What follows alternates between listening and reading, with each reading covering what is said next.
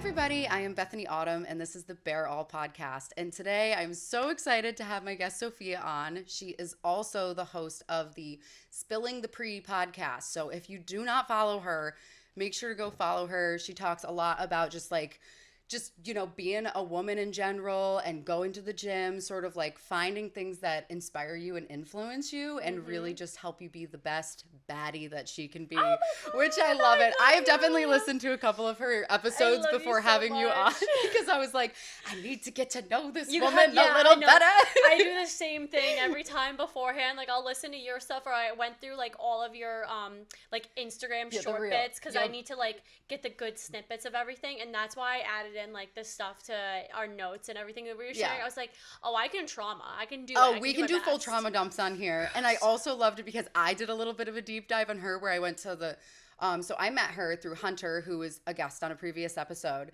Wingman of the Year, and she was on his dating show a couple of times. Twice. And she was the only one who had been on twice, because I did like a deep dive, and I was like, all the Sophia content, I need to find it and watch these clips. And I was like, all right, I'm fangirling right now and like deep diving, and I love it so much. Because I do the same thing. And your hair was like darker. It seemed very dark on like the first one when you were at, was that comedy? Where were you guys? We were at the Comedy Works in Saratoga. Okay. Never heard of it before. But no? Just because I don't go up to Saratoga a lot. Makes but sense. like it was not the best like lighting situation, and it was their first live show, so there was like a good group of girls there, and like all of them I still keep like touch base with and everything. But Hunter like reached out to me and he was like, we get like so many comments about you, and we love that you're just like so sassy and like give it back to them. I love it. I was like, yeah, I do. Like, I'm all about it. And I'm, like, such a ham in a way where I'm like, yeah. Like, no, I loved it because I had never met you before. I didn't know. So it's funny because I actually think, so we go to the same gym. And I, like, months and months and months ago, my friend and I were walking around, and I was like, oh, there's a girl who does a podcast, and I'm starting one. Like, maybe at some point I'd have her on as a guest, because I saw you're, like, spilling the pre. Yes, it's in like, it was advertised. In the locker room. Yeah, and I was just like, and like randomly like snapped a picture of it on my phone, and then like just never thought about it again because I like just got busy, started my podcast, and then I see her up on stage, did not make the connection because I'm like way in the back and I'm blind as a bat when things are that far away. And then we met, talked, realized she knew my little sister, and then this was when we were at Night Owl. Yeah, we like make this and connection. I was like, hey, like we need to get a picture together. Let's connect. We immediately click. We're taking pictures. I just met her. Yes. Also, they're the best photos I've ever taken in my life. Like we both look so good. We look so photo. cute. So good. And it was just like, I was like, oh my God, okay. I'm connecting with this girl, and then like the Spilling the Pre thing like came up from her regular Instagram, and I was like, wait. Okay, because I like saw the one picture that was like an advertisement, and then I shared it with my friend, and I was like, I'm gonna have this girl come on as a guest, and she's like, that's the girl we snapped a picture of Event Fitness, and I was like, God. yo, you're right, I'm fucking dying. Oh my God, I love that so much. I love when like things circle back around. It's like literally just that serendipity. It's just like full circle moment where I'm like, this is so funny. Oh my God, I'm so obsessed with I that. absolutely love that you're doing your own podcast, because I think you're the first guest that I've had on who also is a podcaster. Love that. And I also love that your podcast is very like female, woman centric. Never had a male on, probably won't for a while. And honestly, you should totally keep going with that. I didn't even think that I was going to have a guy on, but then I was like, you know what? I want to be able to reach a different community at some point. I thought about it all the fucking time. I really do. I think the right time will come, and you'll know, and you'll be ready. But either way. I think with like what I focus on, it's like harder because like I don't want the male's opinion on anything that I'm focusing on. But I thought about doing fun, like not bloopers, but like fun random episodes where I take questions from females and I want to ask men these questions. Like, why don't you do this like for women? Or like, what goes through your head when you see your gym crush? Like, does this mean anything when you do this? Like, stuff like that. Yeah, that could be really interesting to do. Or like, how some could point. a girl come approach you at the gym? Like, shit like that, right? But I haven't like come up with a solid enough like episode to the point where I'm like, oh, I'll do it. Like, that's good. I just like have like random like either guy friends or just like some people, and they're like, oh, put me on the episode. I'm like, okay, what are we gonna talk about? Like, what are you bringing? And they're like, I don't know. And I'm like, okay, well, bring me a solid topic and we can do it. So yeah, and I mean, like, that's the thing is like everybody that I've had on so far, like I like to do my notes. I kind of like almost like to script it I and do then the same thing. and then I send love it out and be like, are these topics that you're comfortable talking about? Please, and absolutely add anything else that you want. And I loved it because you and I originally I just started off with being like, oh, let's talk about like how, you know, keeping your physical health helps with your mental health and just like basic girly topics. And then I was like, but if you want to get deep, yes, let's get deep. No, I know, because like that's what I like about your podcast too, is that it's like super like just intimate. Yeah. And I really like that because like mine is like not as like depth. Like the depth is not there where yours is. Like mine's like kind of up here, whereas yours is like I'm trying to get really, really deep with people it's about good, stuff I like because it. it's like they're really hard topics that need to be talked about. But I also realize that not everybody is going to want to listen to that, which is why I kind of tried to branch out and be like, okay, like I understand that not everybody's going to want to listen to someone trauma dump for like an hour. Yeah, I mean mine too though. Like I have episodes that spike really well. Like my episode that just came out about my time at Hooters. It was all about like body image, and we could like get into that. Yeah, too, and I saw some of your clips. I haven't been able to I haven't been able to like listen to the whole episode, but I've seen all of your clips, and I'm just like, that is really, really interesting. No, every time I tell somebody about like what we had to do like at Hooters, because like now I still work at other restaurants and stuff, just because it's like really easy to stay in, but just like the things that the managers had us do, or just like the way that the dynamic was between like higher up and, you know, workers and stuff was crazy. Yeah. And now that I'm like fully out of it, I realized it. So I was like, for the entire year, like my podcast is gonna hit a year in November. Oh my gosh, yay! I know, I'm so excited. I was just thinking about it. So I'm not like official like out there and everything saying it, but I'm sure by the time this episode comes out, like I'm gonna be like taking a break for a month. Yeah, and I know you mentioned that to me. Yes. Yeah, so I'm gonna take a break, which is gonna be really good for me because like this entire year I've been pushing full force the podcast, and I've been like really trying to like do it up, get all the stuff, and I have never worked with anything like this. Like I know you said that you do a lot of like musical stuff, or like with your camera work, you know a lot about it. Yeah. I didn't know a single thing. I barely know how to use my phone. Like I'm really bad at all that. So I had to learn how to do it all, and two of my good guy friends, they run a podcast. I don't know if you've ever heard of Any Given Fun Day.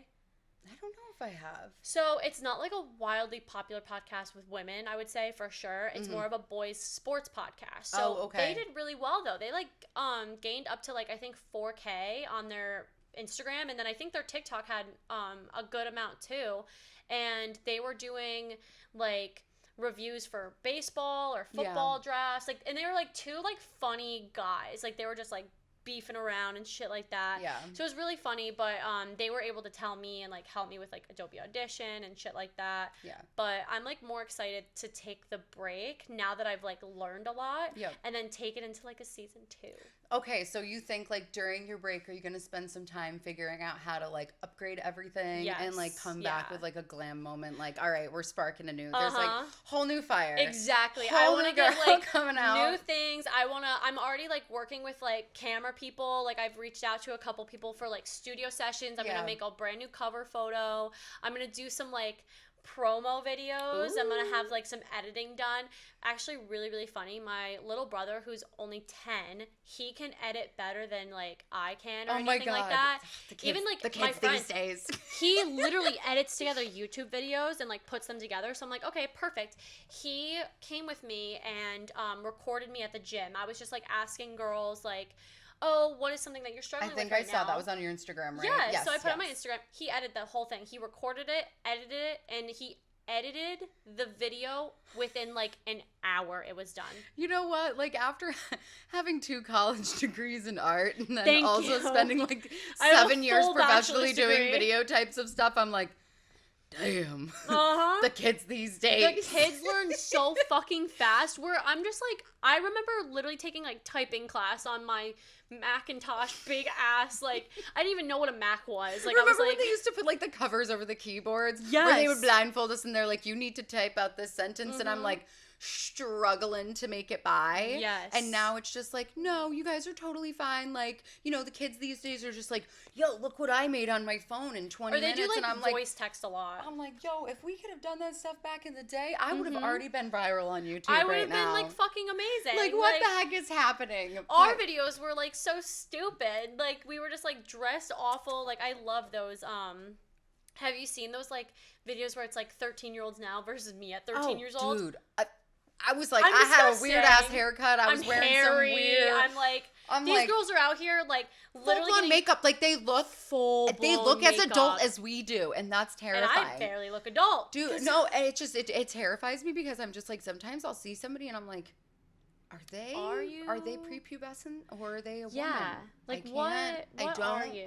I don't know. And I'm like, are you 13 or are you 20? I literally remember my dad telling me I couldn't wear makeup. Like, my thing was, like, my dad was like, you can wear mascara. And, like, my mom would, like, kind of argue with him, like, about, well, maybe she could, like, wear this sometimes or, like, do this. And I actually wasn't really into makeup or anything. I was, like, super tomboy. Yep. So it was, like, fine. But my sister, when she reached, like, junior year of high school, not middle school, not, like, anything. I, like, barely shaved my legs in middle school or anything like that. I remember. I specifically remember the first time I picked up one of those crappy little pink razors with, like, one razor. And you know you're ripping up a chunk of skin. Yeah. And I remember, like, sitting down for the first time. And I was like, oh my God, like, we have to do this to maintain a standard of beauty. And then I was like, and now I have to do it in my armpit against my wrinkles. Yeah. I was and then you get even older and you're like, I have to put that where? I'm like, what?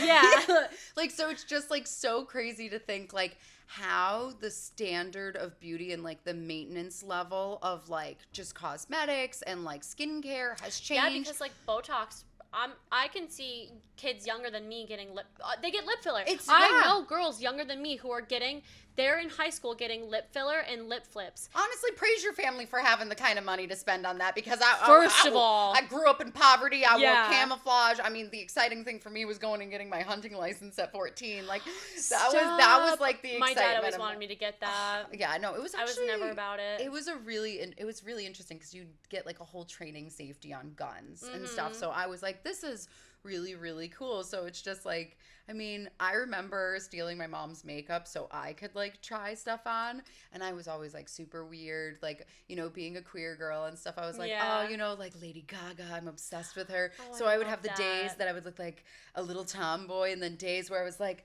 I'm Gaga, and I would just like have the courage. I would like crimp my hair and do crazy wild makeup. I was literally never like that. I just like, I felt like my dad always wanted me to be like really boyish because he wanted like a boy. And we didn't have my little brother until I was 15 going on 16. So like I was already in high school, like thinking of college. So there's only the two of you? So it's me, my little sister. And what's the age gap between you and your sister? Only a year. Oh, like, okay. That's when we were kids, we were like, it was me and her, and then funny enough, like all my other cousins too, girls, and then we had one boy cousin, and he was just like the epitome of like, I'm surrounded by girls, they're doing my makeup all the time. That was and, like shit like that. That was the dynamic in our family because it was my brother. He was the first one born and then had 4 sisters. So by the time my little sister came around, he didn't even want to hold her at the hospital. He's like, no, I wanted a brother. No way. And now she can lift more at the gym than like any man. Melissa, jacked, baby. Jacked. So intense. I want your traps. Like, I can't. Did you see the video of the guy trying to lift? Like, she set up the camera and tried to get a guy to lift what she had set to lift. No. And he couldn't do it. And then she walked over and just looked at him and she's like, no fucking way. Wait, I missed that. I forget. I don't know if it was on her, like, I don't know, like, close friend story or if she just, like, sent it to me in a chat. But I was just like, I wonder if it's on, we have like a mutual friend, Asia. I wonder if it's on her. She's been doing like a lot of gym content because I feel like I remember seeing something about it. It's just the funniest thing. No, I think we gotta get that video from Moose because that is hilarious. Like, it was just like, oh my God, girl, look at you out lifting the boys. I want to do a podcast episode on my page for like being made fun of for being too masculine as women. Like, getting called masculine, getting called that you don't look like a woman just because you're looking stronger and you get bigger muscles. But, like, men don't want to talk to you, or, like, women judge you because you look too big. And I'm like, that shouldn't be a thing. No, after, like, all the stuff, like, blowing up with the Olympics this year and everything, I'm just like, these are some of the most gorgeous, amazing, sexy, powerful women I have seen. Like, I want them to throw me over their shoulders and run away with me. Literally, they can. And I'm like, please, mommy, take me. Mommy. Mommy. Muscle mommy. Did you see, speaking of, like, the Olympics, there's a girl, oh my God, my boot keeps, like, squeaking on the couch, and it sounds like a fart. And I was like, it sounds so bad. I did not fart. I'm going to sit like this. That wasn't me. I, like, heard it twice, and I was like, that sounds like I'm farting. It's the boots, guys. It's it's okay. You know, I also got the pleather pants on, so if I move in a certain way, I'm just like, that's a little strange. Anyway, there is, the new drop of Dancing with the Stars just came out. I don't know if you watched. Yes, and what is her name? It's like Iana or something like that. She's the one that I follow, and she's like fabulous. Yes. And she did that thing where she like, and then she like did that little spin with him, and then she pulled out the thing, and she's like, you can leave me a tip. And I was like, bitch, please. I was like, I'll tip you. I'll tip you 25%. And she looked 25%. Baby. She's gorgeous on Dancing with the Stars. And what I love is that she is with such a good partner, the guy. And I was just like thinking about like how she must feel, because like she's definitely like a good amount more, like not more built than him, but like she's very strong. She plays professional rugby, like she's wicked strong. Yeah. But she just looks so good in her outfit, and like I want her to feel beautiful, like Sports and, like, Illustrated or something like that. Yes. Oh my god. Yes. I don't know if she was the cover or like what it was. It's so crazy because I really didn't know anything about her before. No. And then all of a sudden, like, she came across like my For You page when all the Olympic stuff was going on, because she was just doing a lot of goofy videos walking around the Olympics and like doing these random moments where she's like, hey, what's up? Like, it's just like all these moments, and then she'd be like that thing where there was like a trending audio where it was like Sabrina Carpenter was like, I'm on SNL and you're not. And then it was like her doing that, and then she's like, and then would change the words to like Olympics, and she's like, I'm at the Olympics and you're not, because people were like commenting on her body and like saying all these really negative things, and like she just kind of blew up as like sort of this really strong woman in power. Who's just I like, can see why. Hey, like, guess what? I'm an Olympian, so you can and you're not. And I think it's like, I saw something the other day where it is really so crazy, because like when you think of like what we as like children looked at, like the standard of beauty in like the 90s, even like 80s, 90s, and 2000s was just like so skinny, like women without boobs, without asses, childlike, straight, just have you seen plank. That like plank women? But did you see that it was like so resemblant of like a pubescent child, and that's like the stereotype that went around, is that like women literally look like they had no body, no structure. And it's like and it's not that those women aren't beautiful. No. But that's when you're making a very unrealistic standard of like a beauty standard that everyone has to, they're not eating, they're miserable with their lives. A lot of them are doing self-harm, anorexic, bulimic. Yes, this is why our generation suffers from body dysmorphia so much. No, I literally, I like, I don't know if I barely tell people this or if I just like mention it. I can't remember if I like block this out or not, but whatever. So when I was like in high school, I remember when Instagram became a thing, and it was like much more open to me, because I was never like really like skinny as a kid. I was always bigger in my bottom half. So any of like my friends or anybody like who was around me, they were always like really skinny, really tiny, and I always had to get bigger sizes. Not like oversized or like plus or anything like that, but I felt like because of who I was around, it was like bigger. So I was always like really sad about that. And when Instagram came about, I remember I was able to look up Anna, and it was pro Anna accounts and like anorexia and stuff like that. So it was like always trying to like find tips and tricks to get like a thigh gap and like be the girl who can like not have their thighs touch. And that was like my biggest thing, because I always had bigger thighs. And it's just like if you always had like really tiny wrists and like showing can like you, your wrist that around? And I was just like, okay, like all right, like. But I remember like so full-fledged wanting it and just like always looking up stuff. I would be like doing workouts at my bedroom floor, and I was like, this is so healthy. I'm gonna get so skinny. See, I was when growing up, I was always overly skinny, and Okay. and I could never gain weight. I was always really, really tiny. Like my rib cage, like I could suck in my ribs, and I looked like, and I'd like do the golem thing, and I was like, yeah. You were like, like, and I was just like a weird, creepy, gangly kid. Like God. my arms were like so long. You're I the like exact just, opposite of me. I was like literally just so awkward, and it's so funny because like I always like slightly get mad at my mom for saying this, but she would be like, well, you know, you went through your ugly duckling phase, and then you turned into a beautiful swan. And I was like, Mom, you just called your child ugly.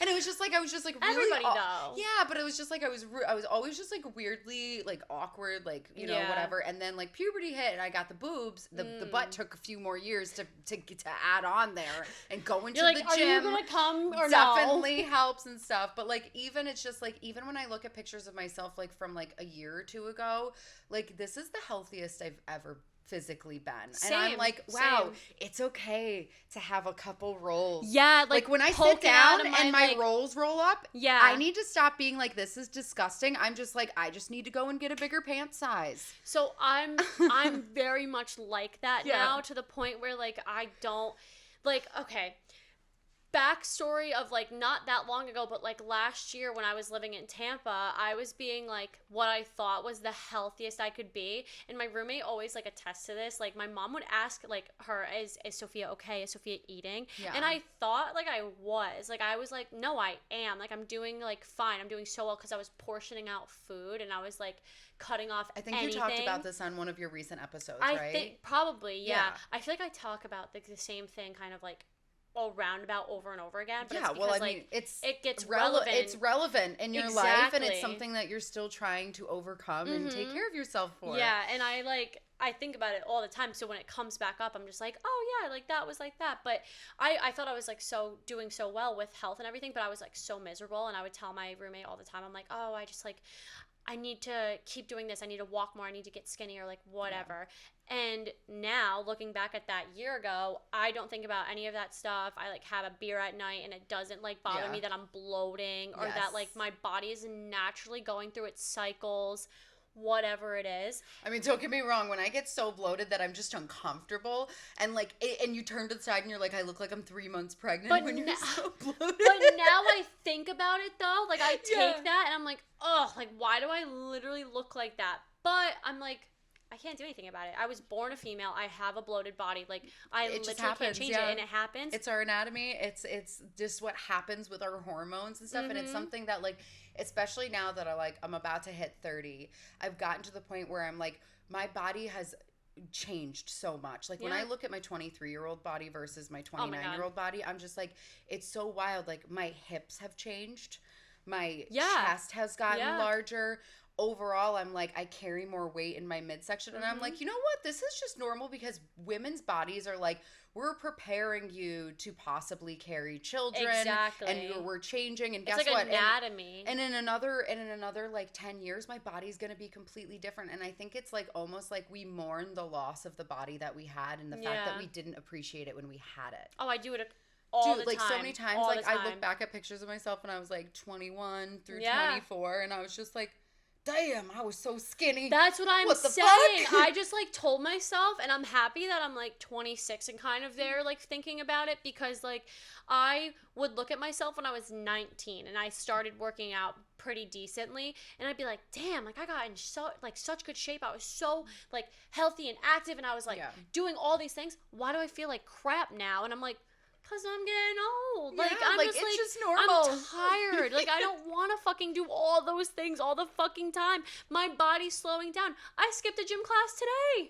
And I was like, I can't do it. That's okay, because you look fire as hell, That's what baby. I'm saying. I'm like, it didn't make a difference. Whereas before, like, I literally did a whole episode on this, which I maybe would bring back or something. But I talked about, it was like a very early on episode where, the gym didn't give me anxiety. It like made me feel bad if I missed it. Like I don't I can't like think of the name right now, but like basically if I skipped the gym, if I didn't go like at least once a day, like I was definitely there like 6 to 7 days a week, if not more, because I would go twice a day, and I would get like mad at myself if I didn't. Now I like don't give a fuck, and it doesn't bother me because I realize that it does not make a difference. I'm overall being healthy with my lifestyle. I'm not fucking binge drinking every night. Yeah. I'm not doing anything that's horrible for my body. I'm like fine if I blow every once in a while, or if like the same way you said, like if I cinch a belt and my roll goes over, I don't give a fuck. You're like, I don't wanted care. that hamburger. And it's so funny because like even like I guess the fact that we have so many like icons that are like these thicker, curvier women, or just even women that are just like so built and stacked that I'm like, yes. Like when I see pictures of that and then I look at myself in the mirror, I'm like, I'm pretty fucking beautiful. Honestly, I look at all of them and I do that now. Yeah, but it's just like when everybody has insecurities. Like I still like I'm like, oh, like I don't love the way like that looks or something like that. Yeah, like but, it goes away faster now. Yeah, it's so crazy because it was like what a few years ago I had gone through this really like it was a very traumatic breakup. You know, it was like. And it made me, I went, like, and I had gained pandemic weight, you know? Same. All of us gained pandemic weight. I was eating fast food and drinking every day. I had gained all this weight, and I was probably right around the same size that I am now, but I felt like it was unhealthy weight because of the pandemic and stuff, where I was like, I can't actively, like, build muscle or do anything. Or just, like, the lifestyle of, like, you can't do anything. Yeah. And I don't know if it was the same for you, but I was just, like, sitting on my ass playing a drinking game, or like, you know, just like if you were you in a relationship, because I was in a toxic relationship, so we were just like chilling and not doing anything. Not doing anything. And it was just like, okay, like I turned into like, I was like, I'm gonna just cook all the time because we got nothing else to do, and I'm gonna try all these new recipes and we're gonna eat. But then like, you know, that relationship went on for about like through the pandemic after that breakup, I remember just getting so depressed that I literally just couldn't eat anything, and I thought I was eating and I wasn't, and I had lost all this weight. And I remember going over and like my mom saw me and she's like, you're looking really like, it's always the mom. You're looking a little sickly. Knows. And I was like, no, I'm just like, I'm losing weight. Like I'm actually doing well. And like I would literally cut out like all carbs. Like we'd have barbecues and I would just eat like a hot dog just by itself. And people were like, aren't you going to put that in a bun? And I was like, no.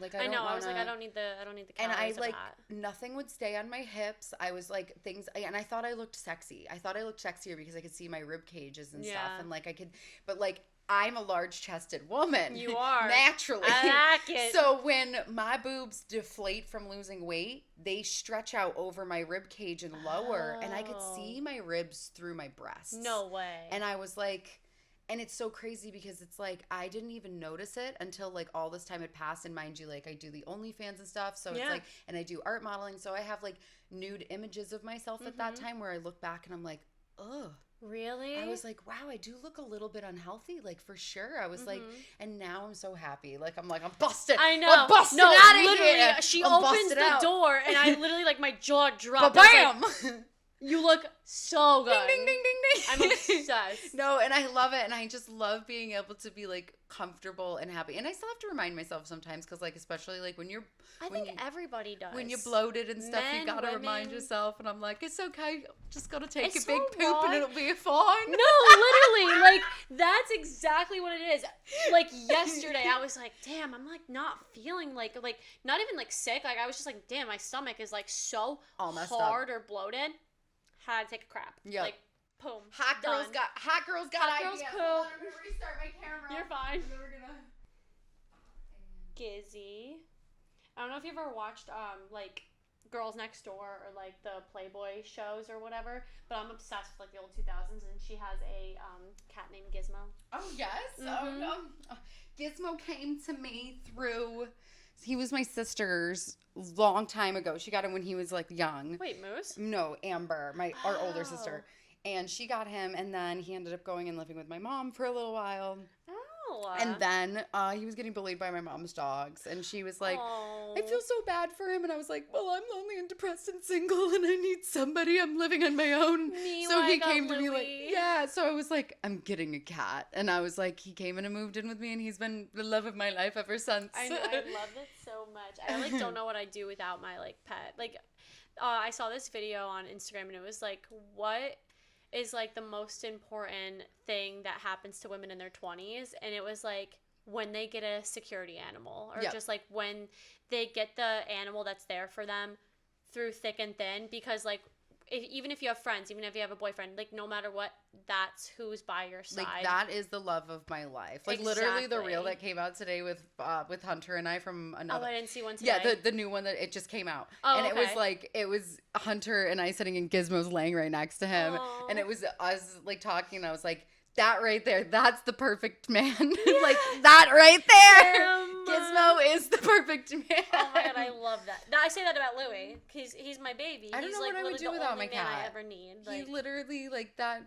cat saved me. That cat saved me. I was like on the verge of being like, I'm so lonely, I'm depressed, I'm single, I need I need someone to love me. Wait, I didn't even know that you were like with somebody like right now. I remember seeing one of your reels or something.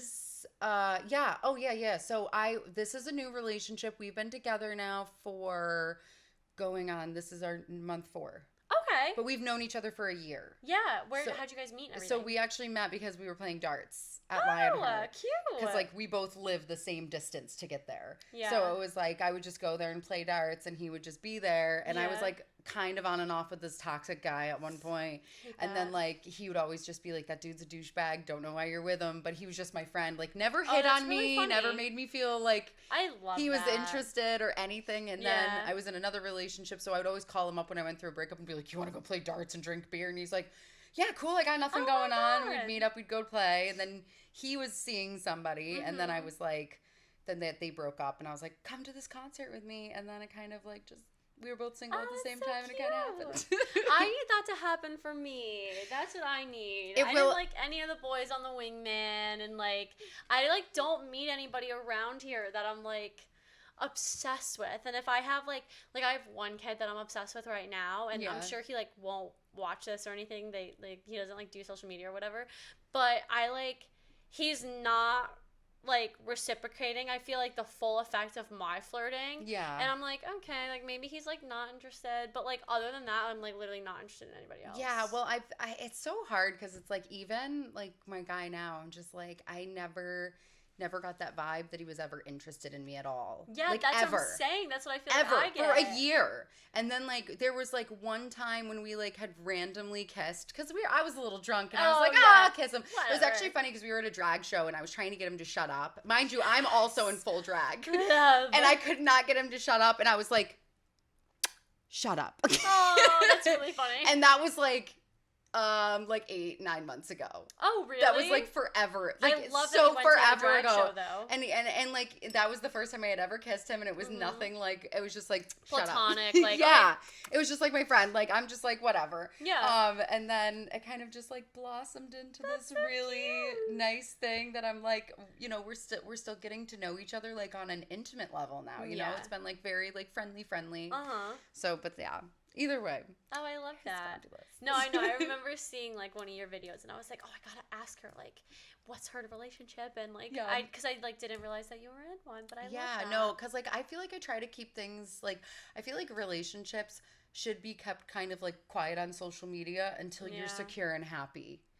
And you kind of feel... then, like, even if you want to keep it... I know so many people that keep their relationships private, and I never understood why, because I was like, well, don't you, like, want to, like, just, like, post all about it and everything like that? And I'm like, you know what? It's kind of nice that it's just to them. Yeah, I think, like, to a certain degree, like, I mean, I finally, like, sent him a message, like, the Facebook request to be in a relationship. I was like... Oh, my God. I was like, we're going to do it. We're making it Facebook official. Stop. That just aged you a bit. And he was just like... Okay, he's like, when I saw that come through, I was like, that's kind of cute. Like, he's like, yeah, I'll accept that. That's really cute. That's cute. And I was like, oh my God, this is so wild. And then, like, I made that little video of us on the mountain or whatever. And I was like, and that was, like, one of my, like, first real posts of, like, putting it, like, kind of out there. Yeah, I was just like, all right, like, hey, guys, like, it's here. We're here. They're around. It's sprinkle, existing. Sprinkle. I love, like, a sprinkle. Like, you, like, if I was, like, out with a guy or, like, that I was talking to or whatever, it's just, like, his watch in his hands, like in the picture, Yeah. or like it's just like a You pen just, like, and it's you don't like see it. new boo coming It's soon. like a sprinkle of boy. But like, I mean, I know sometimes people just like obsessively post about their part, and it's kind of like, Yeah, ugh. it's a lot. It's like, I'm like, all right, you do you, but it's a lot. So it's just like I try to keep my personal life, and then I try to, like, I mean, then again, I'm doing a podcast that's me talking about all my deep dark shit. But then again, Yeah. that's just trauma dumping and trying to, like, It's the way you express it out. It's me healing. Yeah, exactly. It's me healing. It's you working it out. I think that I didn't realize that my podcast was me healing because, like, a lot of the things I talk about were just, like, issues that I went through. So really it kind of was low-key, like, trauma dumping, but, like, all related to my fitness, because that's, like, I feel because like I remember your one episode that I was listening to. You were talking about, like, how you were watching all these different, like, influencers or people, and they were really almost like, you're like, wow, I have to, like, meal prep and do all these things, and I have to do that and this and that, and that's, like, kind of exhausting, and I don't want to meal prep, and I was just kind of like, wow, I really can sort of, like, connect to that. Yeah. Because I feel like so many times we see these influencer, which you feel bad about it because you're not doing it. But as you mentioned in your episode, you're like, this is their full-time job. Yes. Like, they're doing this. They get paid to do it. You're like, they're working out for a solid hour before they then go on camera and do like, this thing. Even if they're working out for a solid hour, like, their workouts could be what they're getting paid for, which I love that. Like, I wish I had the motivation to, like, fully try to make that, like, a full-time job. If somebody was paying me a full-time job with benefits to and work time, out, I'd be... That's what I'm saying. I'd do it. I'd be there. Yeah. Or, like, my podcast, like, would I love for it to, get to be, like, a really good job that I can hold down? 1,000%. I'd rather do that than, like, serve tables and waitress and shit. But it's not yet. Unfortunately, I do have to go work 3 other jobs to, like, maintain my hobby. But that's also, like, a full-time job right now. Oh, yeah. So it's like, where the fuck did you think I was going to find time to cook all of this food? Yeah. Prep it, wash it, like, chop it all up. It's a lot of work. It's a lot of fucking work. So the fact that I go home and eat a thing of ramen... It's fine sometimes. It's totally fine. And it's like, very sometimes valid. I choose not to because I'm like, this, like, clicked one day for me, the fact that, like, sodium really bloats me. Mm-hmm. And I just, like, never realized that before. But now I just, like, make a healthier decision. So, like, if I really want ramen, I let myself have it either when, like, my throat's a little sore, like, I'm sick and I really want brothy, like, soupy stuff. Yeah. Or if I'm just like...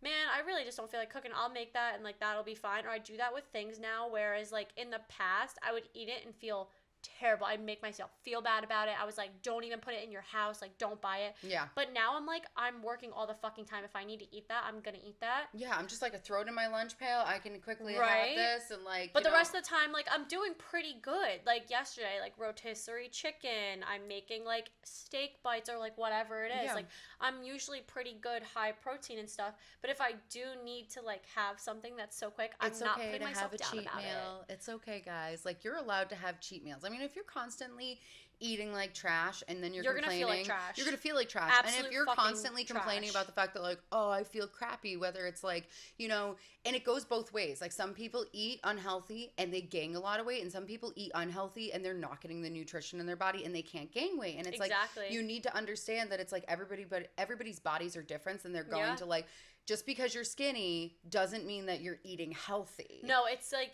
that's the exact problem, is that I was thinking that I was, like, so skinny, and I was like, I'm doing so well because I was, like, doing all this meal prepping, but I had so much time on my hands in Florida because I was genuinely, like, not my best self, but I also have a lot more distractions up here, so, like, down there I didn't have as many, so I was, like, doing all the meal prepping and stuff, but I was cutting out, like, you said you cut out, like, the hot dog bun or something. I was, like, forcefully not letting myself go over a certain amount, and I remember going to bed hungry. Like, I remember, like, laying in bed, and I was like, I already had my dessert, I had my meal, I don't have room for snacks, I'm just going to sit here and be miserable and try to go to bed. And I literally would go to bed sitting there thinking about food, and so sad. Oh, yeah, that's so sad. So sad. And I didn't realize it because I was like, oh, I'm being so strict on myself. I'm doing so good. I'm being so healthy. And then when I came up here, I had to move back home. So I was already, like, kind of frustrated because I didn't want to move back home. It's just, like, something that had to happen. I was like, you know what? Like, Florida's not my home. I know it's not going to be my place. So I guess I'll move back. But I felt like a failure in a way because I was like... Yeah. I didn't survive. I didn't make it on my own. Whatever. It's and it's fine. okay to have it's okay to restart. Like, Yeah, that's yeah. like the thing is I have to remind myself too with that sometimes, You can because always like restart. it's just like it's okay to start over. It's okay to like have these setbacks in life, Yeah. because they're very natural, and it's like, you know, they're milestones and they're chapters for a reason. It's like, okay, Yeah. this is something new. It's okay. I don't have to feel bad about this. It's fine to like have to either backtrack or just like reinvent what you're doing. Mm-hmm. And that's what I had to do. So when I came up here, I was like already kind of like upset and everything. And like specifically, I remember, I think when I was going to start the podcast, one of like the biggest points that I wanted to make was how bad my body dysmorphia got. Yeah. Like my sister turned all of the mirrors around in our house because she was like, you can't stop looking in them, you can't stop judging yourself, I'm just going to turn them around. Yeah. And it was a problem. Like every single time I looked at something, I had to look at myself to make sure I was still skinny. Like I was like somehow gaining weight just out of the blue.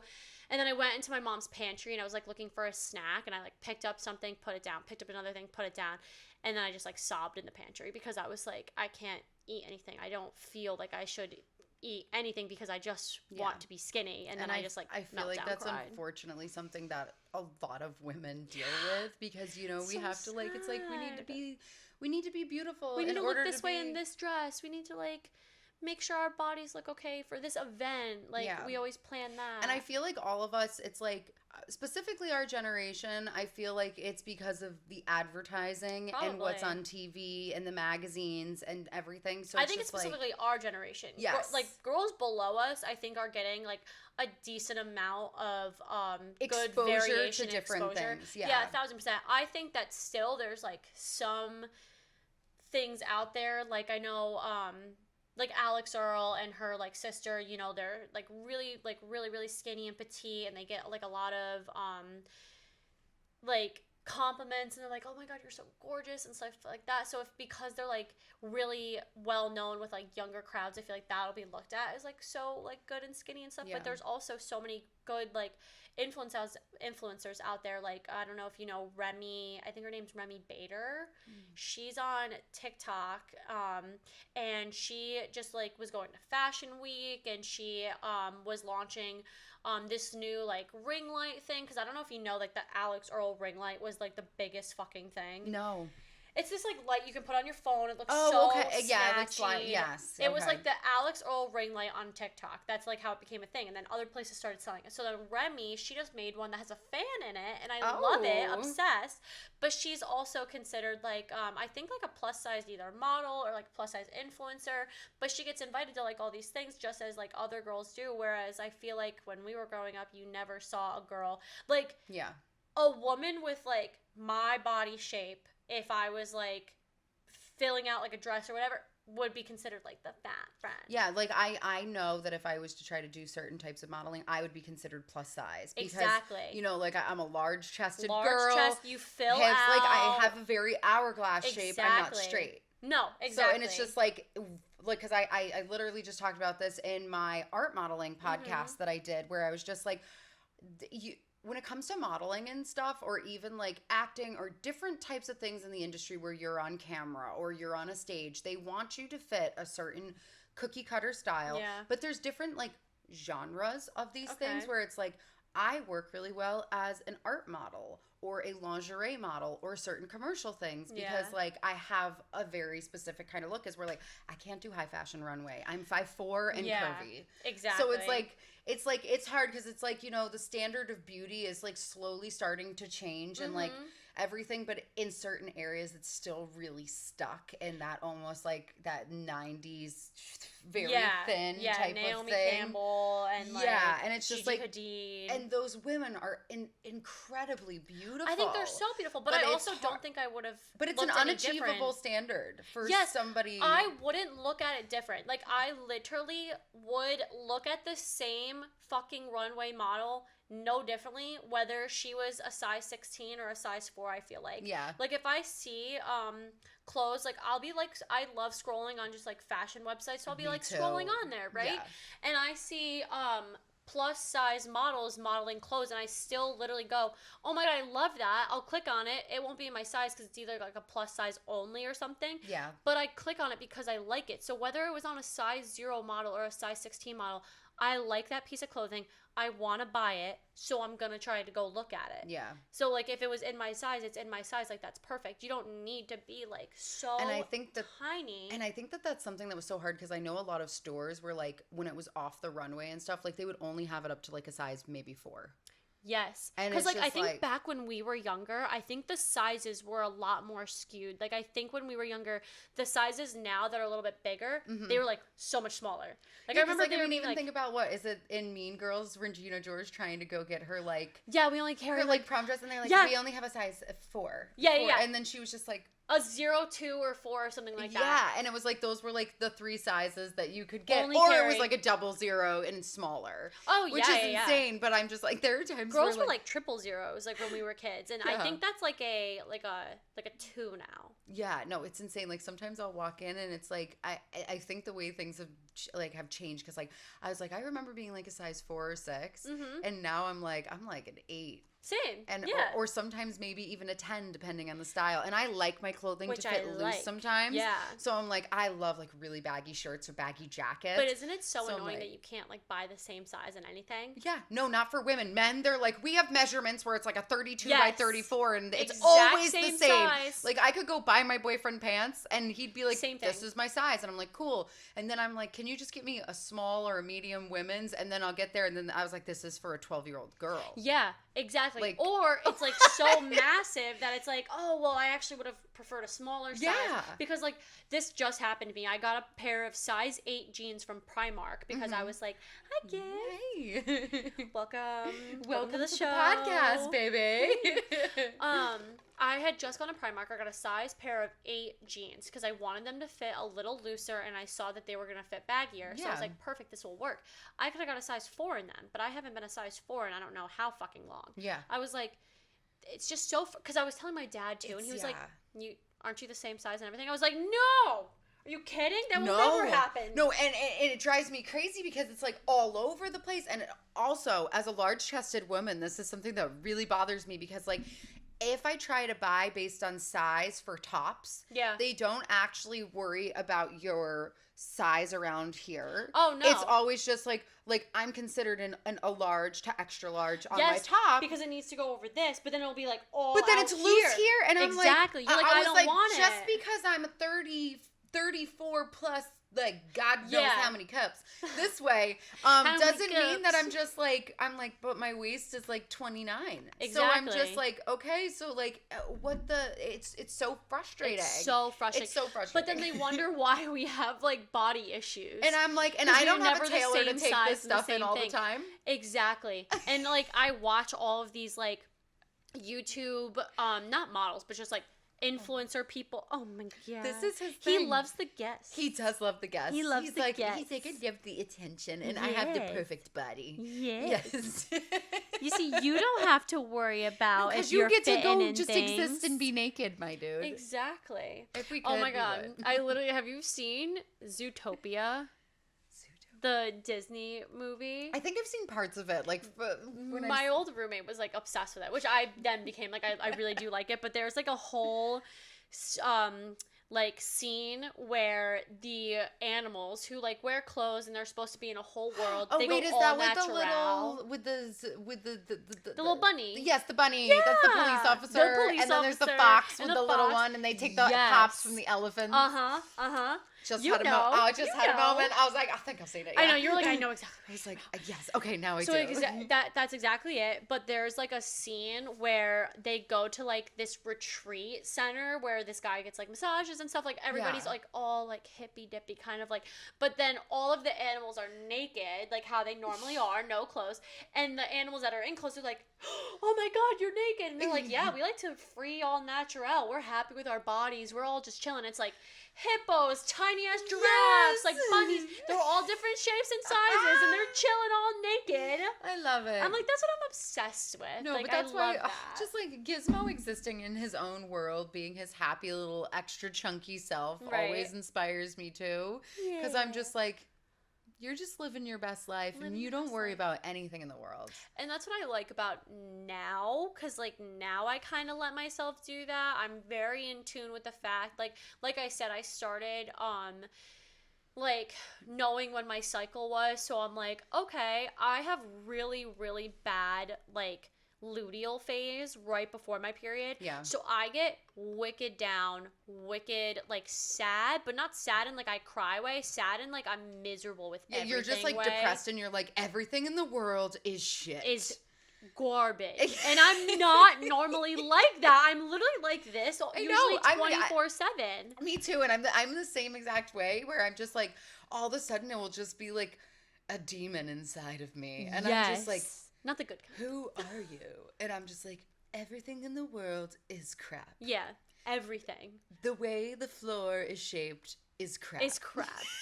Me driving this car right now, crap. I hate it. So it's just like, it's so hard, you know, just like, especially as someone like who's been on like birth control, like their entire. I'm still on birth control. Oh, I've been on birth control since I was 15. I think I'm gonna get off of it. It's so... Same. I've been on since 16. Yep. Wait. Oh my God. So you've been on it for more than 10 years. Oh yeah, honey. Okay, but like, how is that? Because that's that I have been looking so hard into getting off of it. I got off at one point a few years ago, and I was off of it for about 9 months. How did it affect you? In what way? Can you please spill, because I need to know. My boobs completely deflated. Oh, this is like kind of like around the point where you said that where you were I was like, also losing weight. Yeah. Yes, yeah. My boobs deflated so much, and some of it was because of the weight loss, but this was birth control that was doing that. And also it's going to affect your mood. They were pancakes. They were not swollen. They did not look good. When I took my bra off, I'm loving what's coming on right here, so I get what they would we're hang saying. down to my rib cages. Oh, no. And like, just, I hate it. Because they were still like big, but the bigness wasn't like here. Plump. It was like, it was down. Big. Yeah. So it was just like, I could still fit in some of the bras that I had, but I almost felt like I was like scooping my skin into a bra, and like, then I would have like these weird little creases on my skin where I just felt really weird, and I was like, I really don't Isn't like it so my body. crazy that this hormone that we're putting in our body can affect us that much, like that? Like, that's wild. And I got on birth control when I was 15 because I had ovarian cysts. Okay. And so they started me to help with that and stuff, and I've just been on it ever since. I've stopped. I've tried different things. Tried the Mirena. Never recommend it for anybody. That is the most painful thing in the world. What the hell is that? The Mirena is an IUD that they put in. It's a form of birth control. Yeah. It's like, it's kind of like shaped like it's the pogo stick thing? Yeah. Okay. Yes. The one that goes up your vagina? Yeah, it goes through your cervix, and they literally shoot it in, and they don't give you anything for it. There's no pain meds. Well, of course they don't. They don't give women really anything. No, but when men get vasectomies and different things, they put them in the drugs, and I'm just like, great, I just had a little metal fucking thing shoved upside my hoo-ha. Don't worry, I can have my ovaries burned off. You're fine. Don't cut your balls by any means. No, literally, it was the most painful thing that I've ever experienced. It was very traumatizing. Having it removed was even worse, because I had it in for, I think, like 8 or 9 months. Yeah, you can keep them in for like up to like 5 years or something like that. Okay. Maybe some of them are even longer, I think. Yeah. But they're like, oh, if it's still discomfort, like 3 or 4 months should be when it really starts to adjust to your body properly. If it's more than 6 months and you're still having pain, come back and we'll remove it. And I think I kept it in for like 7 or 8 months. Yeah, and I got past that point. Finally got to the point where I was like, this thing is still so uncomfortable. I hate myself. Like, I can't do this anymore. It's horrible. Yeah. And I'm so just don't like, recommend. I was like, I don't recommend. I mean, if you've had, so like normally what they do is when women give birth and then they put them in. So like right after birth, they can put that in as like a form of birth control. Interesting. Which is great if you just pushed a baby out, because it's Your wide enough. dilated. It's wide enough that it's fine. Yeah. If you have never had a child, I don't recommend it. Yeah. Anybody that I know that has had it has had a lot of pain and discomfort. I would probably say maybe 20% of the women that I've talked to who have had it put in that didn't have children had an that didn't have many side effects with it. But they said it was still slightly painful. Why is that recommended? It's just it's a really good form of birth control. Oh, okay. It's definitely more consistent. I know people who have gotten pregnant on the pill. Yeah. I know people who have gotten pregnant on the NuvaRing. Yep. I've tried the NuvaRing before. I personally didn't love it. I've tried all kinds of birth control. I never tried the Depo. I'm too scared to like. Oh, my friend tried the Depo shot. She gained hella weight. No, anybody who I know got the Depo has gained weight, and I was like, I can't. My body dysmorphia cannot do that. No, I know. I'm petrified of like getting off birth control. Not even just because of like, I think I would lose weight. I think for sure, but I think that would mentally fuck with me because when I do tend to lose weight, I look at it as like such a good thing, and I'm like, it shouldn't be like a good or a bad, like as long as I'm like still relatively feeling very healthy. But it's like it feels unhealthy too because you're losing it at it's weird, a mind thing too. Yeah, like, I'm unfortunately kind of stuck in this pattern of being on it, and it is what it is.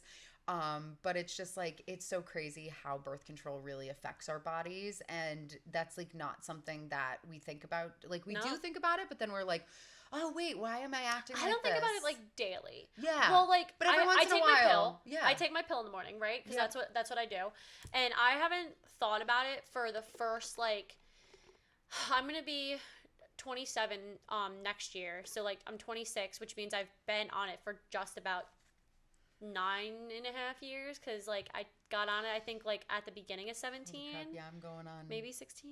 Going on 15 years been on birth control. And that's why I was so shocked when you said that, because I know when like people hit like 10 years, it can be like kind of like in the problematic area of causing like cancerous cells to form or like stuff like that. Yeah, no. Well, I've definitely been dealing with a lot of female health issues lately, and I don't know if any of that is associated with it, but I never know if it is. But it's just like, it's like, where does this come from? Yeah, I've had so many different issues now where I'm like trying to figure out my body and re-understand it because it's so different. Like, I mean, everything has changed. That's another thing, is our bodies change so much over the years. Like my body, I was never like before, like when I would get my period, I have been very, very lucky with the fact that like when I first had got my period, it was like pretty normal, just like flow and everything like that. Yeah. But I really never got like cramps or like headaches or stuff like that. Dude, cramps have been the worst. Like the last 2 years. That's all my friends. The last 2 years have been like the worst cramping for me. I've been I've just been dealing with so many feminine health issues like for the last like 2 years, specifically this past year. Yeah, I've dealt with so many different things that I'm still trying to navigate and figure out. Luckily, shout out to my gynecologist. She is the most amazing woman. I drive an extra 30 minutes out of town just to be able to go see her because she is truly fabulous. I love that. And I'm like, I need somebody who's going to be in tune with my body and not treat me like a number, because I also feel like that's something that we kind of deal with. Like, you know, it's really hard to find like good gynecologists. Oh, 100%. And I don't feel like that's something that we sometimes can find. It's like, you need to be able to have somebody that is going to listen to your problems. Some judge you too. Oh yeah, and they'll just be like, oh, this and that, and I'm like, can you help me figure out what's wrong and how can we like resolve this and make or they're sure? Generic. You know, like not specific to you. They don't care about that. Like how you said, you're not just a number. You feel like more specified. I was watching, there's a, I watch a lot of YouTube and shit like that. So there's a girl specifically on YouTube who went through this exact kind of problem with her birth control and stuff like that.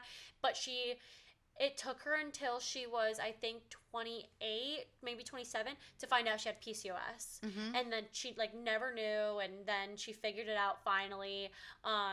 She went through 3 different doctors because all 3 of them were telling her something different, and she would have, like, mental breakdowns, and, like, her body was changing. She had to get off different birth control and get on new birth control, like, whatever it is. And it's, like, just so hard being a lady. And just, like... In general, it's like you have to like relearn your body, and like that's so struggling. It's like, truly like a wild journey, because it's like, you know, the version of my body at like 25 and younger is very different than from 25 moving up, where I'm like, I started to realize more things. I was having reoccurring BV all the time, and that was so freaking horrible. I think I had that like.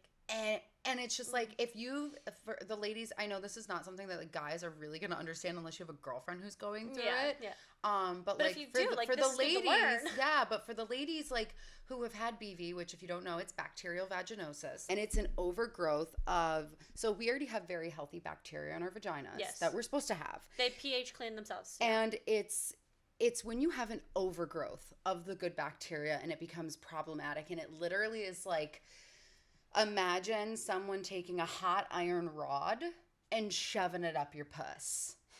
It just burns and it's so painful. I thought I had this, but I didn't feel that way. So it can come in different forms. Yeah. So sometimes you can have it where it's more like, I think mine was more discharge. Discomfort, burning, itching. Some people just have discharge. Yeah. And it also can be like you can misdiagnose yourself and think that it's a yeast infection. Maybe. But if you treat BV as yeast, you will feed the bacteria and make it worse, as where if you treat yeast with BV medication, then that just totally fucks your body up too. And it's hard because it's like with BV, you actually have to go and get a prescription for it for like a Metrogel or whatever. And then, yeast you can easily get over the counter, like or you can go and get a pill, fluconazole or whatever. So like I've had so many different reoccurring issues, and it's not because like I'm not healthy. It's just your gut. Or they make you feel dirty about it. Like, because like these topics aren't talked about a lot. And that's why like I hated going to like urgent care for these issues, because I'm like, first of all, like I actually put this up on my podcast page. This was one of the first posts because like I just launched the page and I was like, I just want to put something out there. And it was literally me sitting in the gynecologist. It was like me at urgent care, and I was like, when you're not sure if you're going to have a male doctor come in for your, female issues. And it was about that, because like I was like, I think I'm having an episode, and I couldn't make it into my regular gynecologist. So I was like, I'm just going to go to an urgent care. And I was panicking because I was like, what if I get a man? No, yeah. I hate getting men when it comes to any type of gynecological, like. I had one once. And, like, all my friends, they were like, oh, my God, you had, like, the guy, like, that came in, whatever. I was like, yeah, it's, like, not that big of a deal. I mean, like, looking back on it now, it probably wasn't, like, my favorite. But also, he brought in a student. They did ask me if he could bring in a student. Yeah. I feel like I had to say yes. So I said yes. It's always a little weird. I get it. I've been there before. I feel like I don't care as much. Like, 'cause some of my friends, like, to, like, even drop it down even lower, some friends, like, don't like having male masseurs. Yep. And, like, they prefer females, which I, like, don't care. Yep. So, in a sense, like, I am more open to the point where, like, he's a doctor. It's fine. Yeah. But as I've gotten older, I've come to realize the fact that, like, I do like females more. They understand more. Yeah, it's not just the doctor standpoint. Like, if it's a normal doctor, then sure, man's fine. But, like... And that's why I love, like, and that's why, like, I found this gynecologist through a friend who's actually a nurse, and she was like, I recommend her. Yeah. She was, she was my midwife and everything, etc. And I was like, oh, amazing, cool. So I went to her, and she's just, like, really tried to help me sort of, like, understand my body, too. Where she's like, okay, well, this could be happening because it's happening right before your period. So, like, it could be affected by your birth control. It also could be affected by your diet and different things. Knows. Because if you, this is not something that ladies think about sometimes, but, like, all of our reproductive organs are also right near our digestive organs. So, like, everything, like, your digestive system, if you are not taking care of your digestive system and having normal, like, bowel movements, urine and stuff, it will seep in and affect your lady bits. I did not know that. So it's just like, if you're finding that, like, your digestive health isn't healthy, your vaginal health is probably also not healthy. And that is something that I have learned so much about, that I was like, I guess that totally makes sense, because it's kind of like, when you have like two strawberries sitting on the counter and one starts to rot. And if it's sitting too close to the other one, the other one will also start to rot. Yeah, if you're like having issues with your digestive system, it's going to affect your... So we're getting the double whammy, because guys, they could just be like, oh, like, I don't take care of my digestive system. Yeah, like, I mean, even think about it. Like, right before your period, like, I always call them the period poops. Because, like, right before my period, I'm just like, I gotta run to the bathroom. I don't even know what is in my system at that point. Everything's out of my system. And I'm just like, oh my God. And you're, like, in the worst pain ever. And, like, now, and you're having stomach cramps. Or, like, the butthole cramp. Oh, it's, like, the worst. The tight butthole. Like, and it shoots into your vagina. And then you're like, ah! It's like somebody's electrocuting you. Like, if you're driving, I'm like, okay. Get through it. I'm like, nobody can see me right right now because it's so bad. No, it's so the bad. worst. And it's just like, it just knocks you out of the park. But yeah, like Yeah. our digestive health does affect our vaginal health and I love everything. that. I learned that today. So 'cause I yeah, didn't know so like that. if you're having a lot of issues, like she'll ask me, she's like, if you're, you know, if you're having a lot of issues because you're eating a lot of dairy and gluten, and that really messes up your digestive health, and you're getting crampy and bloated and you're not passing everything, it's going to start affecting you. And there were so many times where I'd realize that like, if my body just felt crummy because of what I was eating, then that would trigger me to have like a BV outbreak. Oh shit. Because I was like, my body isn't really healthy and regulating itself. So it's like, and obviously everybody's bodies are going to affect them differently. So like different. what works for me might not work for somebody else. Yeah. But like, you know. Because like your food triggers could be gluten and dairy, where my food triggers could be like high protein or like something. It could just be like maybe you're allergic to like raspberries or to something different that's going to trigger you. So it's just like all these different things, and it's like, you know, I highly recommend for any girl out there boric acid suppositories. If you've never heard of those, go and get yourself some. Well, I know what a suppository is. Yep, they're boric acid what the hell is suppositories. that? And like my gynecologist told me about these, and they're little suppositories that after any time you have sex, pop them up into your girl, go to sleep, and you will be as wet as the waterfall flowing off Niagara Falls is. And it will just freshly clean you out, and it's not douching, so it's not dangerous, because douching isn't good for you. Douching was so popular when I was was a kid. It was so popular. I remember being like, I need to get a douche. Toilet. And I was like, I remember it being there. Yeah. It was like when I was really young, I remember figuring out what it was. Didn't like bring it to attention. I remember after a while I like realized that they were bad, and like that it was never supposed to be like a thing good for women. Yeah. And I was like, that is crazy how like just popular they were with like no, our seriously, because I remember using them pushed like upon people. I never actually used one. I thought about it. I know I used a couple when I was growing up because I was like, they were really popular. Yeah. And I was like, okay, cool. Like you're like, know? oh, I want to be clean.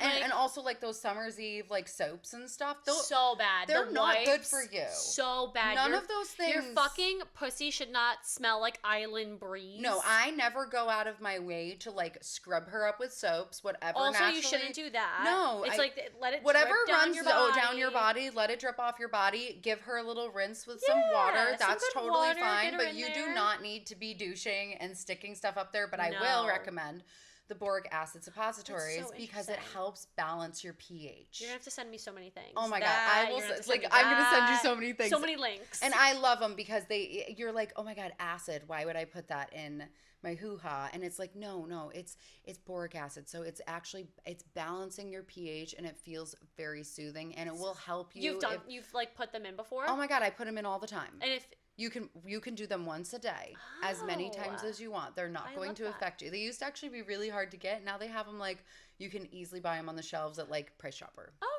nice. Yeah, like over in the health section Which by Women's Health. Thing is like women's products used to be so taboo, so like you don't talk about it, you don't go in the women's feminine aisle. But I will throw a tampon across the bar to a girl if she needs it. Like 100%. I like t-shirt cannon. Like you need a tampon. Honestly, You we need a tampon. tampon cannon. The way we promo. Wait, can we just do go around that? shooting tampons.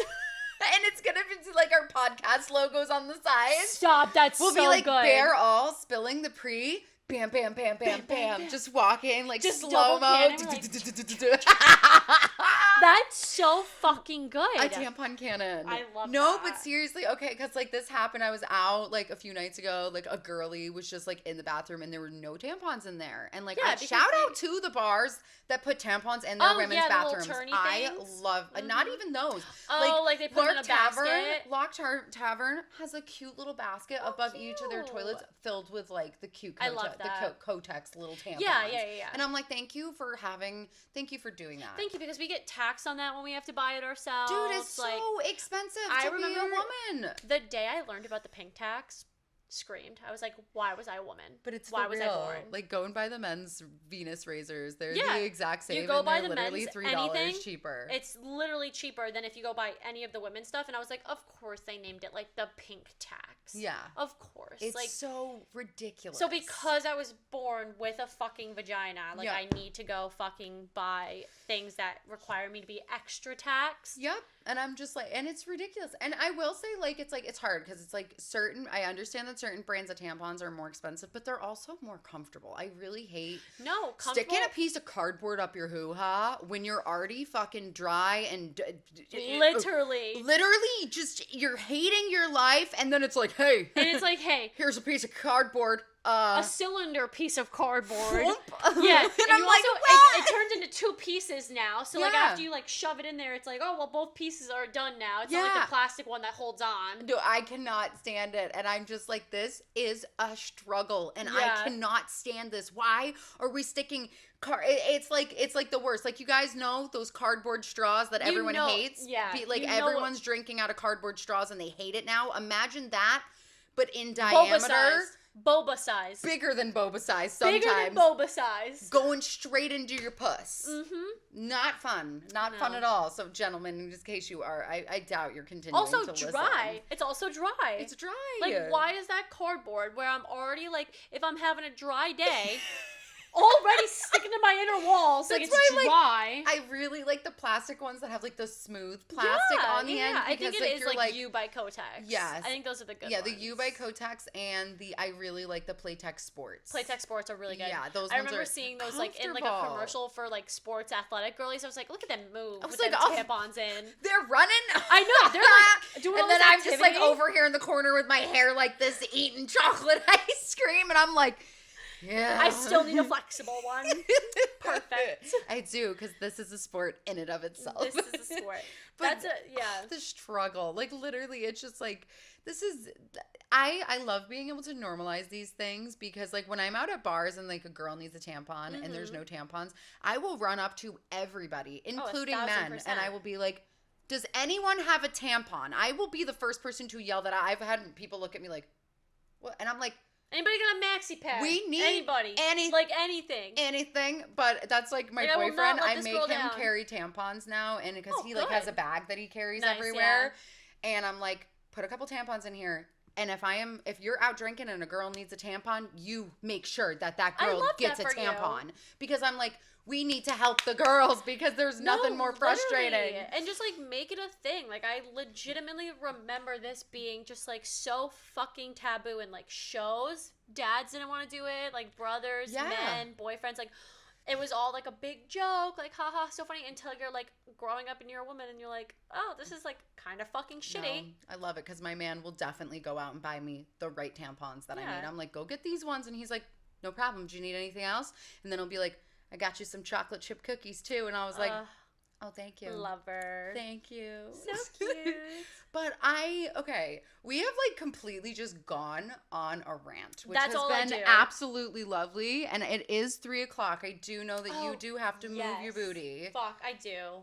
And so, I mean, this will just be, we'll save it for episode 2. I think we're going to be doing another episode together. I would love to. Our banter together, my sister always makes fun of me. She's going to be coming back on, and especially since she's going to be taking a little bit of a break from Spilling the Pre. And coming back with a whole new season. More time. We are going to have her back on as a guest so we can do a part 2 because we want to be able to jump into some even deeper topics. Yeah, this like kind of like bounced around to really us just empowerment of women. Also, this is the first time that the two of us have actually sat down and talked. Yes. Like, other than us meeting over a fire pit and taking a glam photo together, we have not sat. Or like quick like social media, like quick things. Yeah, like, we'll message back and forth. We've actually never been able to sit down and chat. So that's kind of why like today. Like right before we started this, we were like, literally, and then I was like, we should just turn the cameras on. We're gonna just keep doing this. No, it wouldn't have stopped. It wouldn't have stopped. We were gonna miss some good things. Yeah, like we had talked for at least a good 20, 30 minutes before I was like, we gotta roll the cameras. We're just like binging off each other. It's like one thing to another, and I'm like, perfect, love. So either way, I will have Sophia on another episode, and whenever she revamps her Spilling the Pre, I'm sure I'm gonna come and visit her. You will be on there 1,000%. So make sure to have a fantastic day. Yay. Ladies, Take care of yourself. Go put some boric acid in your puss. Go. Honestly, though, yes, I'm sending her the links to everything. I want I'm more. telling you, do this. And I hope that you guys found us a little bit inspirational and definitely entertaining today. Definitely entertaining. Anything that you would like to say to everybody before we head out? Nothing really. I just love that this is a podcast where I feel like we can actually be just like truly yourself, and you don't feel like you need to like put on a front or anything. Absolutely not. I would have no other way. But that's what I'm saying. That's what I love, and I feel just like so genuinely like welcoming to your podcast, and I love that. I feel like even if I was just like a listener or passing by, or I would feel so comfortable with you. So I love that you have this here for people, and I can't wait for like more episodes, and I can't wait to watch this like flourish and like I can't wait for us to be down the road sitting back on a couch or like with whatever it is, and you're like shooting our little tampon guns that we're gonna shooting the tampon guns. And you'll be like, oh yeah, remember that a year ago? Yeah. I had a year on my podcast. Like, you'll be saying that to me now. Yeah. No, I'm so excited. And also thank you so much for just all of your support on my journey. Oh my God. She was like one of my first followers on my podcast channel. And I just reached 101. Fuck yeah. And I'm like, amazing. I'm so excited. Slowly building it and everything. Literally any like mark that I hit. Like, I love when like Instagram goes, you just hit like this many plays on your YouTube video or on your video. I'm like, yay. I was like, thank you. Literally anything. I love small. But you can find Spilling the Pre on Spotify. Yep. She has an Instagram account and Apple as well. And then do you have a YouTube channel at all? Technically, we have a YouTube channel. I try to put shorts on there. I am working on getting more. We'll be building it, but there is a platform that you can go follow and watch the journey. All of them on social media, I'm pretty sure, are Spilling the Pre podcast. So it's on TikTok, Instagram, and YouTube. And then my personal, if you want to follow the personal along, I like to do a bunch of like fashion girly advice. It is Sophia Filuta, Filuta.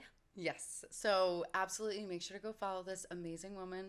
I was so happy to have you on today. I'm so happy. And again, I am Bethany Autumn with the Bear All podcast. And this is Sophia from Spilling the Pre podcast. Yay. Have a lovely day, guys. Bye.